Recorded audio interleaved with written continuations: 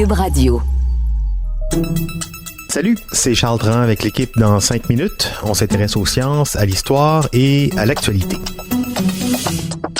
Aujourd'hui, on parle du pourboire. Avec la pandémie et la montée en flèche du paiement par carte, on a vu apparaître des demandes pour du pourboire pour pratiquement chacun de nos achats, indépendamment du type de salaire des employés. Depuis, plusieurs remettent en question la pratique de tiper, surtout lorsqu'on achète une pinte de lait. Mais d'où vient cette coutume, d'où vient cette pratique et pourquoi le fait-on encore aujourd'hui? Voici Sophie Croteau.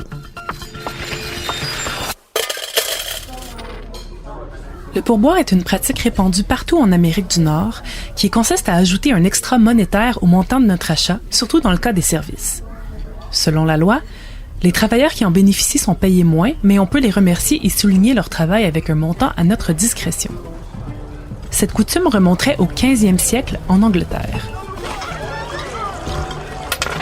C'était alors un geste de l'aristocratie pour souligner l'excellence du travail des serviteurs. En France, on retrouve la première mention écrite du pourboire dans l'École des femmes de Molière, écrit en 1662. Le pourboire signifiait littéralement une boisson, typiquement du vin, qu'on donnait à des individus de rang inférieur. En Angleterre, à la même époque, un pot métallique fait son apparition dans les cafés aristocratiques. On y dépose une pièce qui, par le cliquettement avec le métal, fait comprendre au serveur qu'on veut être servi en premier.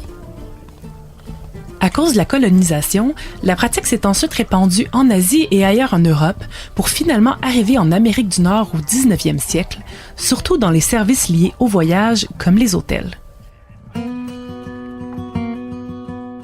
Après la guerre civile, les Américains ont eux-mêmes commencé à imposer le pourboire pour montrer leur raffinement, bien que ce ne fût pas accepté par tous. Certains le considéraient comme antidémocratique et classiste, et il était avant tout imposé par des hommes blancs pour remplacer le salaire des employés noirs et des femmes. La grogne s'intensifie au début du 20e siècle, alors que plusieurs mouvements de protestation naissent pour l'abolir et que des lois anti-pourboire sont créées dans plusieurs États. En 1904, un groupe de 100 000 membres en Géorgie s'engage même à ne pas donner de pourboire pour 1 an en signe de contestation. Malheureusement, les lois anti-pourboire sont une à une révoquées par les cours suprêmes de chaque État pour finalement disparaître complètement en 1926. De nouvelles lois apparaissent ensuite pour encadrer le salaire des travailleurs, mais celles-ci désavantagent généralement les femmes et les communautés racisées.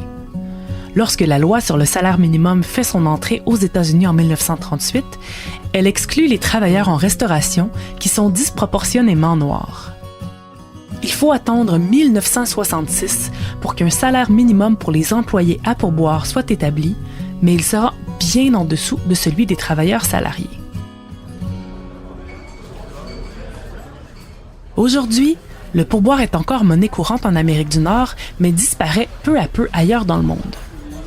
On souligne souvent son aspect injuste qui perpétue des stéréotypes et comportements sexistes et racistes. Il crée une dynamique de pouvoir inégale et est souvent une source de harcèlement contre laquelle on ne peut malheureusement rien faire, sinon perdre son revenu. Ouais, c'est sûr que lorsqu'on s'attarde aux origines du pourboire, on a en effet beaucoup moins envie de continuer à en donner.